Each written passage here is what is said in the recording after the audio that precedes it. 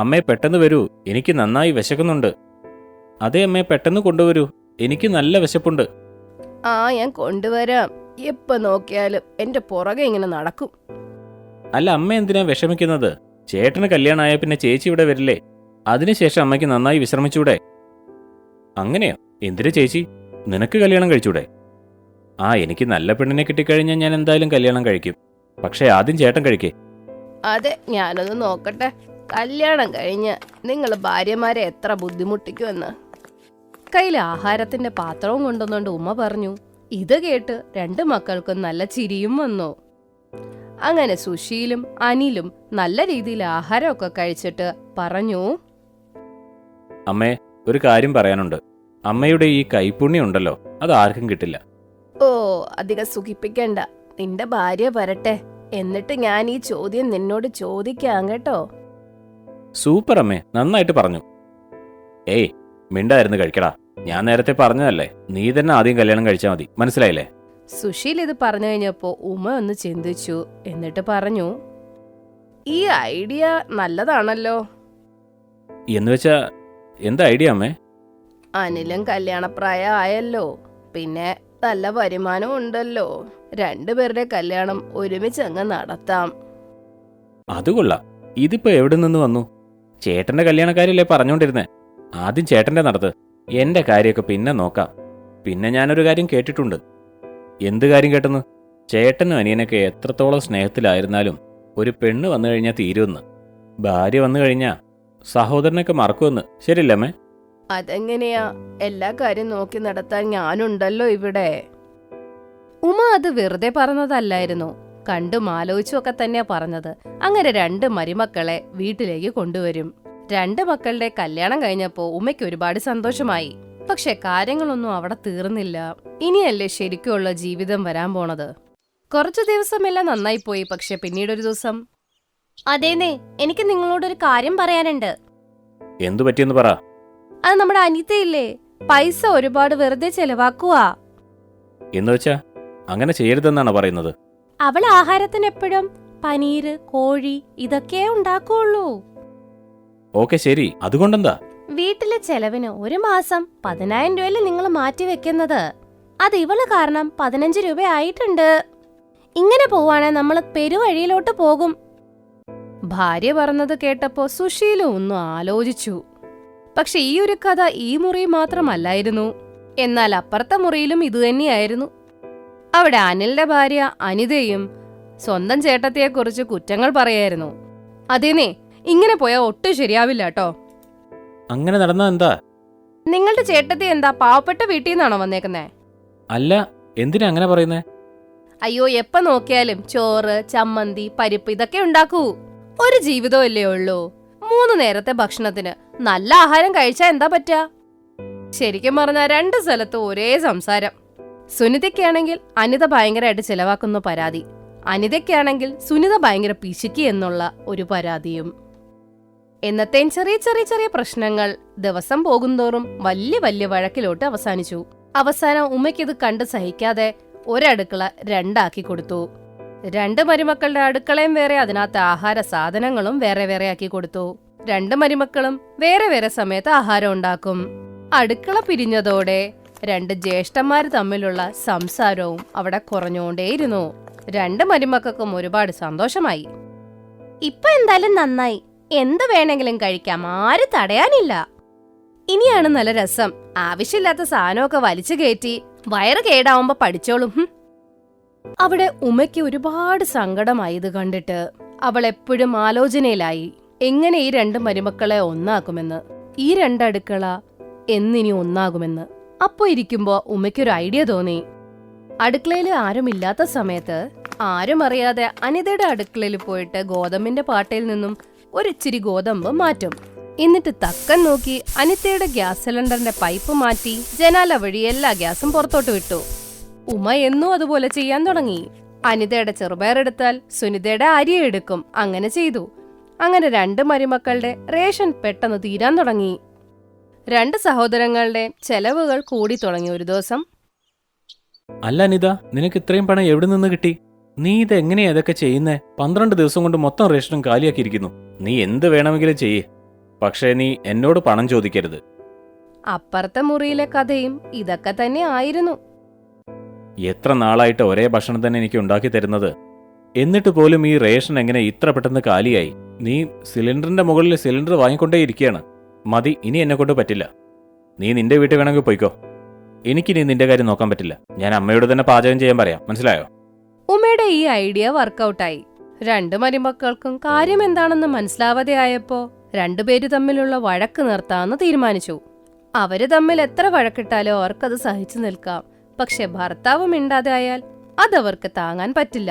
അങ്ങനെ ഉമ്മയുടെ അടുക്കളയിലെ പ്രശ്നങ്ങളൊക്കെ അങ്ങ് തീർന്നു. അങ്ങനെ രണ്ട് മരുമക്കളും ഒരു അടുക്കളയിൽ തന്നെ പാചകം ചെയ്യാൻ തുടങ്ങി.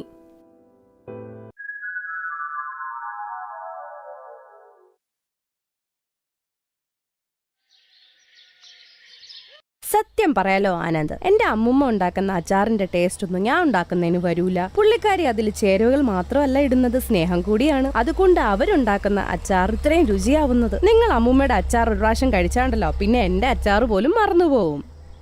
നീ പറയുന്ന ഈ രസമുള്ള സംസാരം കേട്ടിട്ട് എത്രയും പെട്ടെന്ന് അവിടെ എത്താൻ തോന്നുന്നു.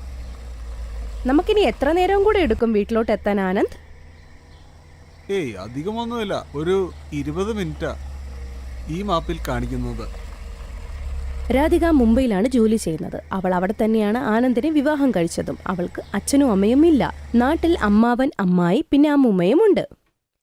കല്യാണം കഴിഞ്ഞ നാട്ടിലോട്ട് ആദ്യമായിട്ടാണ് അവൾ അമ്മൂമ്മയെ കാണാൻ പോകുന്നത്. രാധികയുടെ അമ്മൂമ്മ സുമിത്ര നല്ല രുചിയുള്ള അച്ചാറുകൾ ഉണ്ടാക്കുമായിരുന്നു.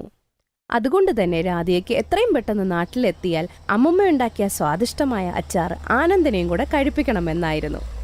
കുറച്ചു നേരം കഴിഞ്ഞപ്പോൾ രാധികയും ആനന്ദും നാട്ടിലെത്തിയായിരുന്നു. സുമിത്രയ്ക്ക് സ്വന്തം പേരക്കുട്ടിയെ കണ്ടപ്പോൾ ഭയങ്കര സന്തോഷമായി.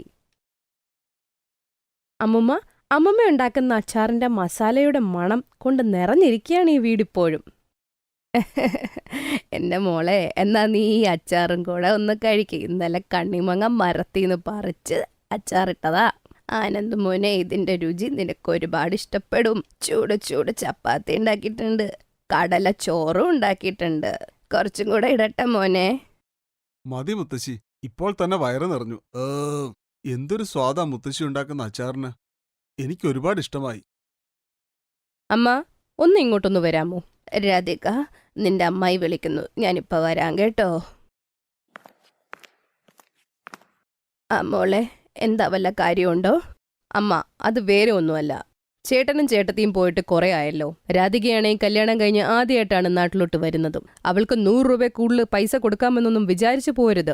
നമ്മുടെ അടുത്താണെങ്കിൽ വെറുതെ പൈസ കളയാനൊന്നുമില്ല. നിങ്ങളെയാണെങ്കിൽ എനിക്ക് ഒരു വിശ്വാസമില്ല. നിങ്ങൾ നിങ്ങളുടെ ചെറുമോൾക്ക് എന്ത് വേണമെങ്കിലും എടുത്ത് കൊടുക്കും. അതെ, എനിക്ക് 2 പിള്ളേരുള്ളതാ. അവരെയും കല്യാണം കഴിപ്പിച്ച് വിടേണ്ടതാണ്. ഒരു പ്രാവശ്യം ഇവറ്റകൾക്ക് എന്തെങ്കിലും കിട്ടിയാലുണ്ടല്ലോ, പിന്നെ നാട്ടിലോട്ട് എപ്പോഴും വന്നുകൊണ്ടിരിക്കും. അതെ അമ്മേ, രാധികയുടെ കല്യാണത്തിന് വേണ്ടി ഞങ്ങൾ ഒരുപാട് പണം ചെലവാക്കി. കല്യാണശേഷവും ഇങ്ങനെ കാണാൻ വന്നാൽ ആലോചിച്ചു നോക്കൂ, ഞങ്ങൾ എന്തു ചെയ്യും? അമ്മ എന്തിനാ വെറുതെ അടുപ്പം കാണിക്കുന്നത്? ദയവ് ചെയ്ത് നിർത്തൂ. പിന്നെ ഇവിടെ നിൽക്കാൻ അവസരം ഉണ്ടാക്കരുത്. നമുക്ക് എവിടെയെങ്കിലും പോകാനുണ്ടെന്ന് പറയൂ. വൈകുന്നതിന് മുമ്പേ പറഞ്ഞു വിടണം. നിങ്ങൾ രണ്ടുപേരും ഇതെന്ത് വർത്തമാനമാണ് ഈ പറയുന്നത്? നിങ്ങളുടെ വലിയേട്ടനും ഏട്ടത്തിയും പോയിട്ട് ഒരുപാട് വർഷങ്ങളായില്ലേ? നിങ്ങൾ വേണ്ട അച്ഛനും അമ്മയുടെ സ്ഥാനത്ത് നിന്ന് ആ മരുമോന് ഇച്ചിരി വിലയൊക്കെ കൊടുക്കേണ്ടത്. വിലയൊക്കെ കൊടുക്കുന്നുണ്ടല്ലോ, പിന്നെ അല്ലാതെ നിങ്ങൾ എന്ത് വിലയുടെ കാര്യമാണ് ഈ പറഞ്ഞുകൊണ്ടിരിക്കുന്നത്? അമ്മ ഇവിടെയല്ലേ താമസിക്കുന്നത്? നിങ്ങൾ തന്നെ ഒരു ഭാരമാണ് എനിക്ക്. അപ്പോഴാ ഏട്ടനും ഏട്ടത്തിയുടെ ഒരു മോളും കൂടെ വന്നിട്ട് അമ്മ വല്ല ശബ്ദം എടുത്തു വെച്ചിട്ടുണ്ടോ അവളെയും കൂടെ നോക്കാമെന്ന ജീവിതത്തില്? രാധികയുടെ അമ്മ ഇത് പറഞ്ഞത് കൊണ്ടിരുന്നപ്പോൾ തന്നെ രാധിക മുറിയിലോട്ട് കയറി വരികയായിരുന്നു. രാധിക മുഴുവൻ കാര്യങ്ങൾ കേട്ടിരുന്നു. അവളാണെങ്കിൽ നല്ല കോപത്തിലുമായിരുന്നു. മതി അമ്മായി, ഇനി അധികം വേണ്ട. നിങ്ങൾ അമ്മൂമ്മനെ ഒരുപാട് പറഞ്ഞു. അമ്മൂമ്മ സ്വന്തം പിള്ളേരുടെ വീട്ടിലല്ലാണ്ട് പിന്നെ എവിടെയാണ് നിൽക്കേണ്ടത്? ശരിയാണ്, എന്റെ അച്ഛനും അമ്മ ഇപ്പൊ ജീവനോടെ ഈ ഭൂമിയിലില്ല. പക്ഷെ അതിനെന്താ, ഞാൻ ജീവനോടെ ഇല്ലേ? എന്റെ അമ്മൂമ്മനെ ഞാൻ കൊണ്ടുപോകും എന്റെ കൂടെ. ഇനി അമ്മൂമ്മ നിങ്ങളുടെ കൂടെ ജീവിക്കില്ല. വരൂ അമ്മൂമ്മ, അമ്മൂമ്മയുടെ സാധനങ്ങളൊക്കെ ഒന്ന് പാക്ക് ചെയ്യൂ. വരൂ, ഇന്ന് തന്നെ നമുക്ക് സിറ്റിയിലോട്ട് തിരിച്ചു പോവാം. അങ്ങനെയെങ്കിൽ നിന്റെ മുത്തശ്ശിയെ കൊണ്ടുപോയിക്കോളൂ. ഇവരും അവിടെ തന്നെ നിന്റെ കൂടെ നിൽക്കട്ടെ. ഒരു പണക്കാരനെ കിട്ടിയതുകൊണ്ടല്ലേ നീ ഇങ്ങനെ അഹങ്കാരം പറയുന്നേ? അതെ, നിങ്ങൾ അതങ്ങ് വിടുന്നേ. അവളത്ര അഹങ്കാരത്തിൽ കൊണ്ടുപോവാണെങ്കിൽ അങ്ങ് കൊണ്ടുപോട്ടെന്നെ അങ്ങോട്ട്. നോക്കിക്കോ, 2-3 ദിവസം കഴിയുമ്പോൾ തിരിച്ചങ്ങ് വന്നോളും. സുമിത്ര ഒരിക്കലും വിചാരിച്ചതല്ലായിരുന്നു രാധിക ആദ്യമായിട്ട് വീട്ടിൽ വരുമ്പോൾ അവളുടെ അമ്മാവനും അമ്മായിയും ഇങ്ങനെയൊക്കെ പെരുമാറുമെന്ന്. സുമിത്രയും രാധികയും പൊട്ടി കരയുകയായിരുന്നു. രാധികയ്ക്കാണെങ്കിൽ താല്പര്യവുമില്ലായിരുന്നു അമ്മൂമ്മ ഇങ്ങനൊരവസ്ഥയിൽ നാട്ടിൽ കഴിയണമെന്ന്. അങ്ങനെ രാധികയും ആനന്ദും കൂടെ തീരുമാനിച്ചു അമ്മൂമ്മനെ സിറ്റിയിലോട്ട് തന്നെ കൊണ്ടുപോകാമെന്ന്. അങ്ങനെ സുമിത്ര ആനന്ദിന്റെയും രാധികയുടെയും കൂടെ സിറ്റിയിലോട്ട് എത്തിക്കഴിഞ്ഞായിരുന്നു. സുമിത്രയ്ക്ക് ഭയങ്കര സമാധാനമായിരുന്നു. കാരണം പേരക്കുട്ടി രാധികയും ആനന്ദ് മോനും നന്നായിട്ട് അവളെ നോക്കിയിരുന്നു. അമ്മൂമ്മ, ഇനി ഞങ്ങളുടെ കൂടെയാണ് താമസിക്കാൻ പോകുന്നത്. അമ്മൂമ്മയുടെ ടേസ്റ്റ് അച്ചാർ ഇനി ഞങ്ങൾക്ക് ഇവിടെയും കഴിക്കാലോ. എന്തേ, ശരിയല്ലേ ആനന്ദ്? അതെ രാധികെ, അങ്ങനെ വേണം. എന്റെ മുത്തശ്ശിയാണെങ്കിൽ എന്റെ കൂടില്ല. ഇപ്പോഴെനിക്ക് വീണ്ടും എന്റെ മുത്തശ്ശിയെ തിരികെ കിട്ടി. താങ്ക് യു മുത്തശ്ശി. നന്നായിരിക്കും മക്കളെ. സുമിത്ര ഭയങ്കര സന്തോഷത്തിലായിരുന്നു. അവൾ രണ്ടുപേർക്ക് വേണ്ടിയും അച്ചാറുണ്ടാക്കുന്ന തയ്യാറെടുപ്പിലായിരുന്നു. രാധിക സുമിത്രനെ മാർക്കറ്റിലൊക്കെ കൊണ്ടുപോയി. സുമിത്ര അവളുടെ കണക്കിനനുസരിച്ച് മാങ്ങ വാങ്ങിച്ചു. സുമിത്ര വീട്ടിലെത്തിയപ്പോൾ തന്നെ അച്ചാറിടാനുള്ള കാര്യങ്ങളൊക്കെ ചെയ്തു. മാങ്ങ കഷ്ണങ്ങളാക്കി ഉണക്കാനായിട്ട് വെയിലത്തങ്ങ് ഇട്ടു. അപ്പോഴേക്കും മസാലകൾ ഉണ്ടാക്കാൻ വേണ്ടി തയ്യാറെടുപ്പ് ചെയ്തു. സുമിത്ര മുളകുപൊടി, ഉപ്പ്, മഞ്ഞൾപ്പൊടി എല്ലാം അവിടെ എടുത്തു വെച്ചു. എന്നിട്ട് ഇതെല്ലാം കൂടെ ഒരുമിച്ച് ഇളക്കി വെച്ചു. അമ്മുമ്മ, മാങ്ങ വെയിലത്ത് കിടന്ന് ഉണങ്ങിക്കഴിഞ്ഞല്ലോ. ഇനി നമുക്ക് ഈ മാങ്ങയില് ഈ മസാലയൊക്കെ ഇട്ട് കടുകെണ്ണയൊക്കെ ഒഴിച്ച് മിക്സ് ചെയ്ത് വെക്കാം. ശ്രദ്ധിക്കേണ്ട ഒരു കാര്യം എന്താന്ന് വെച്ചാൽ എല്ലാ മാങ്ങയിലും നല്ല രീതിയിൽ മസാല പിടിച്ചിരിക്കണം. അപ്പൊ ഇളക്കിക്കോ മോളെ. പിന്നെ ഒരു കാര്യം രാധിക ശ്രദ്ധിക്കണം, ഈ മാങ്ങയിലെല്ലാത്തിലും നല്ല രീതിയിൽ എണ്ണ മൂടിയിരിക്കണം. കാരണം ഈ എണ്ണ ഉണ്ടെങ്കിലേ അച്ചാറുകൾ ചീത്തയാവൂല. എത്രയേ ഉള്ളൂ മക്കളെ. ഇനി നമ്മൾ നല്ലൊരു ഭരണിയിൽ ഈ അച്ചാറിട്ട് വെച്ച് മൂടി കെട്ടി വെക്കണം. അത് ഒരാഴ്ച വരെ അവിടെ ഇരിക്കണം. പിന്നെ വെയിൽ കൊള്ളിക്കണം കേട്ടോ. ഇച്ചിരി എണ്ണ കുറവാണെന്ന് തോന്നുവാണെങ്കിൽ 2-3 ദിവസം കൂടുമ്പോൾ ഇതിനകത്തോട്ട് എണ്ണ ഒഴിച്ചങ്ങ് വെക്കുക. സുമിത്ര അങ്ങനെ മാങ്ങ അച്ചാർ റെഡിയാക്കി വെച്ചു. രാധികയുടെ വീട്ടിൽ കുറച്ച് കൂട്ടുകാരികൾ കാണാൻ വന്നു. രാധിക എല്ലാവർക്കും പപ്പടത്തിന്റെ കൂടെ അച്ചാറ് കൊടുത്തു. ആഹാ, ഇത് നല്ല ടേസ്റ്റ് ഉണ്ടല്ലോ ഈ അച്ചാറിന്. ഇത് എവിടെന്നാ വാങ്ങിച്ചേ? എന്നോടും കൂടെ പറ. അച്ചാറിന് ഭയങ്കര ടേസ്റ്റ് ഉണ്ട്. പുതിയ ബ്രാൻഡിന്റെ വല്ലതും ആണോ? അതെ, ന്യൂ ബ്രാൻഡ് തന്നെയാന്ന് വിചാരിച്ചോ. ഇത് എന്റെ അമ്മൂമ്മ ഉണ്ടാക്കിയ അച്ചാറാണ്. അമ്മൂമ്മ അച്ചാർ ഉണ്ടാക്കാൻ ഭയങ്കര എക്സ്പേർട്ടാണ്. ആണോ? അമ്മൂമ്മയാണോ ഈ അച്ചാർ ഉണ്ടാക്കിയത്? എന്റെ രുചിയുള്ള അച്ചാറാണ്. ഈ അച്ചാർ എന്റെ വീട്ടിൽ കിട്ടിയാലേ എന്റെ കാര്യങ്ങളൊക്കെ കഴിഞ്ഞു. എന്റെ വീട്ടിലാണെങ്കിൽ എല്ലാവർക്കും ഈ അച്ചാർ ഭയങ്കര ഇഷ്ടമാണ്. എനിക്ക് വേണ്ടിയും കൂടെ അച്ചാറിട്ട് തരാൻ പറ്റുമോ? എനിക്കും കൂടെ അച്ചാറിട്ട് തരാൻ പറ്റുമോ അമ്മൂമ്മ? ഞാൻ ഒരുപാട് പ്രാവശ്യം അച്ചാറിടാൻ നോക്കിയതാ, പക്ഷെ ഞാൻ ഉണ്ടാക്കുന്നതിനൊന്നും രുചി വരുന്നില്ല അത്ര. എന്റെ അമ്മ പറയാറുണ്ട് ചിലവരിട്ട അച്ചാർ അത്ര സൂപ്പർ ആവൂലെന്ന്. അമ്മമ്മ, എനിക്കും കൂടെ ഇച്ചിരി അച്ചാറിട്ട് തന്നാലേ ഇച്ചിരി സഹായം ആവുമായിരുന്നു.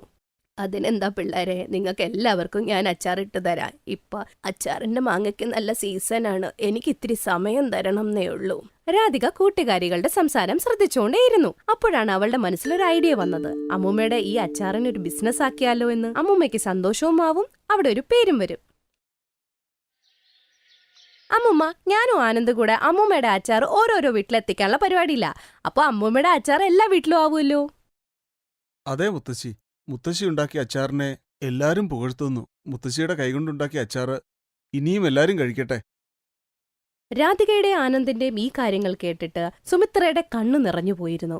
കാരണം അപ്പുറത്തെ ഇളയ മകനും മരുമകളും അവൾക്ക് ഒരു വിലയും കൊടുക്കുന്നുണ്ടായിരുന്നില്ല. ഇവിടെയാണെങ്കിൽ മൂത്ത മകന്റെ മോളും മരുമകനും എന്ത് വിലയാണ് തരുന്നത്. ഭയങ്കര ബഹുമാനമാണ് അവർക്ക് കൊടുക്കുന്നത്. അതവൾ ആസ്വദിക്കുകയായിരുന്നു.